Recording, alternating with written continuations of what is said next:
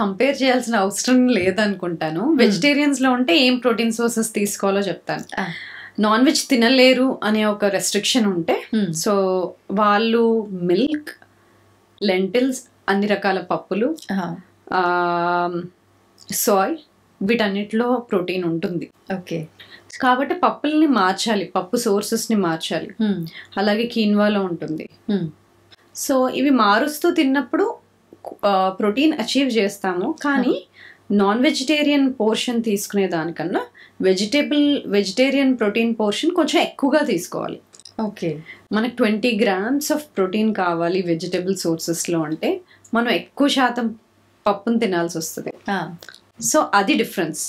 ఇంకోటి ఏంటంటే అబ్జార్ప్షన్.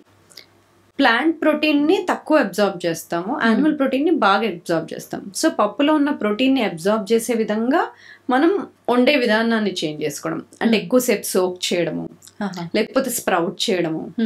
ఈ సోకింగ్, స్ప్రౌటింగ్ వల్ల మనం ప్రోటీన్ అబ్జార్ప్షన్ ని ఇంప్రూవ్ చేసుకోవచ్చు. ఓకే, సో ఇలాంటి చిట్కాలు యాడ్ చేసుకోవాలి. అలాగే మిల్క్ ప్రోడక్ట్స్ తీసుకోవచ్చు. ఒకవేళ లాక్టోజ్ ఇంటాలరెన్స్ లేదు అంటే మిల్క్ ప్రోడక్ట్స్ కూడా తీసుకోవచ్చు, పన్నీర్ ఇలాంటివి.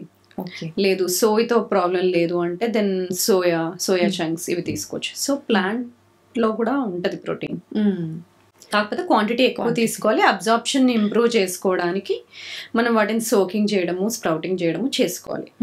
రెస్ట్రిక్షన్ ఏం లేదు అన్న వాళ్ళకి నాన్ వెజిటేరియన్ మీట్ లో నుండి ప్రోటీన్ సోర్స్ బాగా వస్తుంది. ఓకే, అయితే ఈ మధ్య కాలంలో చాలా మంది పూల్ మకానా తీసుకుంటే చాలా మంచిది అని చెప్పి ఎక్కువగా తీసుకుంటున్నారు. నిజంగా ఇది మనకి ఎటువంటి బెనిఫిట్స్ ఇస్తుంది? పూల్ మకానాలో అట్లీస్ట్ అది న్యూట్రిషియస్ ఫుడ్, అది హై ఇన్ ప్రోటీన్, కాబట్టి అది కూడా యాడ్ చేసుకోవచ్చు. దీన్ని అంటే తీసుకునే ప్రాసెసింగ్ ఏ రకంగా ఉండాలి? చాలా మంది జస్ట్ ప్రాసెస్ అంటే రెడీమేడ్ ఫ్లేవర్డ్ పూల్ మకానా దొరుకుతాయి. అవి కాకుండా మనకి ప్లేన్ వి దొరుకుతాయి. అవి ఇంట్లో మన ఇండియన్ స్పైసెస్ వేసి చేసుకుని అవి యూజ్ చేయొచ్చు. ప్రిజర్వ్ చేసి ప్యాకెట్ చేసి ఎప్పుడో షెల్ఫ్ లో 3-4 months ముందు పెట్టినవి కాకుండా మనం ప్లేన్ వి కొనుక్కొని ఇంట్లో చేసుకుంటాం కదా, అది బెటర్.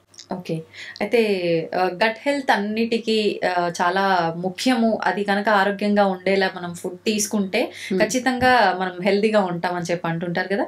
నిజంగా గట్ హెల్దీగా ఉండాలి అని అంటే టిప్స్ ఏమైనా ఉన్నాయా? సేమ్ మనం ఇంతకుముందు మాట్లాడుకున్నాం కదా, డైవర్సిఫైడ్ అంటే కలర్ఫుల్ వెజిటబుల్స్, ఫ్రూట్స్ తీసుకోవాలి.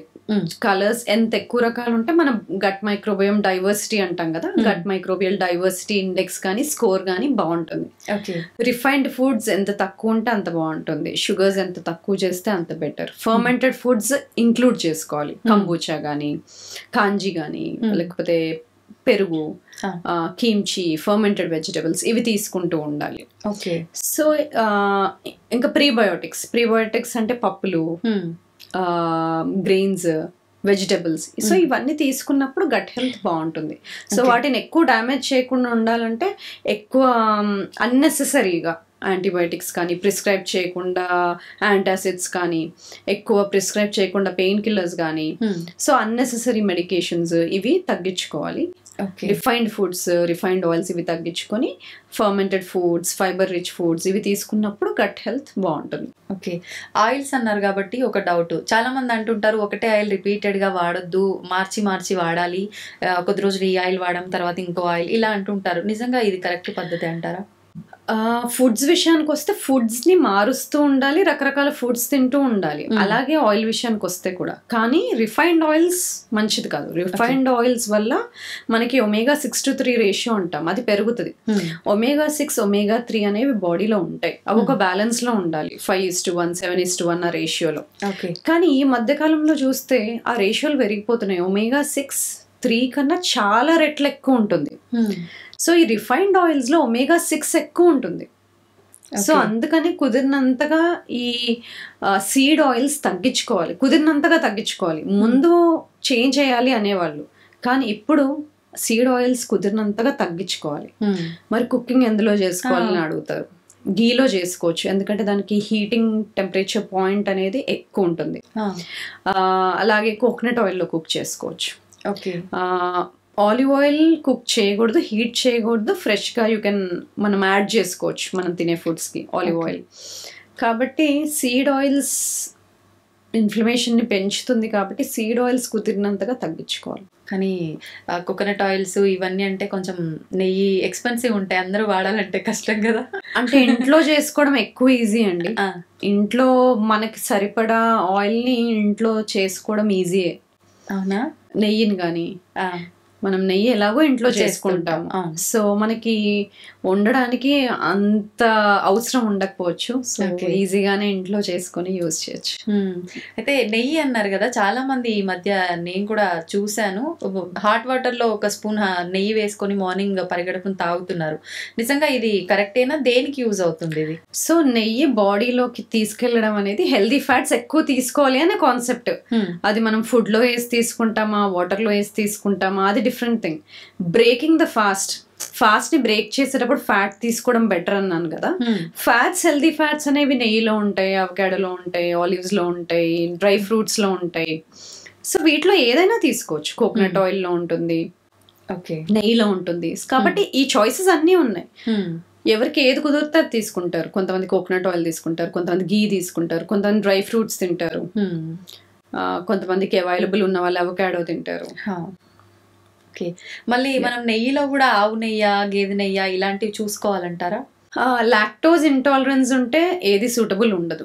యాజ్ సచ్ ఆవు పాలు కానీ ఆవు నెయ్యి కానీ బాడీ ఈజీగా డైజెస్ట్ చేసుకోగలుగుతుంది గేదె నెయ్యి పాలు కన్నా. సో మనకి సూటబుల్, కొంతమందికి ఏం ప్రాబ్లం ఉండదు, దేంతోనూ కూడా ప్రాబ్లం లేని వాళ్ళు ఏదైనా తీసుకోవచ్చు. లేదు కొంచెం అరగడానికి ప్రాబ్లం ఉంది, డైజెస్టివ్ ఇష్యూస్ ఉన్నాయి అంటే ఆవు నెయ్యి కానీ ఆవు పాలు కానీ యూజ్ చేయొచ్చు. లేదు కంప్లీట్ గా లాక్టోజ్ ఇంటాలరెన్స్ ఉంది అంటే ఇంకా రెండు అవాయిడ్ చేయాలి. చాలా మంది పెద్దవాళ్ళు నైట్ పూట మేము తినకూడదు, అది తినకూడదు అని చెప్పి వాళ్ళు బ్యాలెన్స్డ్ గా డైట్ తీసుకునే వాళ్ళు ఇంట్లో మిగతా వాళ్ళ పైన కూడా ఆ ప్రభావాన్ని చూపిస్తుంటారు. వీళ్ళు ఏది తింటే వాళ్ళకు కూడా అదే చేసి పెట్టడము. ముఖ్యంగా పిల్లలకు కూడా వీళ్ళు ఒక రోటీ తింటే వాళ్ళకి రోటీ చేసి పెట్టడం, లేదంటే వీళ్ళు ఇంకేదన్నా చేసుకుంటే వాళ్ళకు అలా లిమిటెడ్ గా పెట్టడము అలా పెడుతుంటారు. నిజంగా అంటే ఎదిగే వయసు పిల్లలకి అన్ని రకాల ఫుడ్స్ పెట్టాలంటారు కదా, ఇలా పెట్టడం కరెక్టే అంటారా? అన్ని రకాల ఫుడ్స్ పెట్టాలి, కానీ పెద్దవాళ్ళకి ఏది హెల్దీయో జనరల్ గా చిన్న వాళ్ళకి కూడా అదే హెల్దీ. ఇప్పుడు మీరు స్టాటిస్టిక్స్ కనుక చూస్తే 2022లో more than 50% of the people 50 years కన్నా ఎక్కువ ఉన్న వాళ్ళకి అట్లీస్ట్ 1 లైఫ్ స్టైల్ డిసీజ్ అన్నా ఉంది. అండ్ 45 years పైన ఉన్న వాళ్ళకి అట్లీస్ట్ 30% పీపుల్ కన్నా ఉంది. 30s లో ఉన్న వాళ్ళకి ఇంకా అది పెరుగుతానే ఉంది. సో హెల్దీగా లైఫ్ స్టైల్ చేంజెస్ అనేది చాలా ఎర్లీగానే చేసుకోవాలి. ఎండ్ ఆఫ్ 20s 30s నుండే చేసుకోవాలి. పిల్లల విషయానికి వస్తే కూడా ముందు జనరేషన్ కు ఉన్న వాళ్ళకన్నా ఈ జనరేషన్ వాళ్ళకి రిఫైన్డ్ ఫుడ్స్ కి యాక్సెస్ ఎక్కువ ఉంది. అలాంటప్పుడు వాళ్ళకి ఇంట్లో వండిన హెల్దీ ఫుడ్స్ ఇవ్వడం ఇంపార్టెంట్. అవును, వాళ్ళకి రకరకాల ఫుడ్స్ ఇవ్వాలి. రెస్ట్రిక్షన్స్ అంటే రెస్ట్రిక్షన్ రిఫైన్డ్ ఫుడ్స్ వరకే రెస్ట్రిక్షన్ చేయాలి, కానీ వాళ్ళకి అన్ని రకాల గ్రెయిన్స్, అన్ని రకాల పప్పులు, అన్ని రకాల ఫుడ్ ప్రొడక్ట్స్ ఇవ్వాలి. అంత రెస్ట్రిక్టివ్ ఉండక్కర్లేదు. కానీ రిఫైన్డ్ ఫుడ్స్ నుంచి మటుకు యాక్సెస్ రిఫైన్డ్ ఫుడ్స్ కి, షుగర్స్ కి ఎక్కువ ఉంది కాబట్టి అది మటుకు తగ్గించాలి.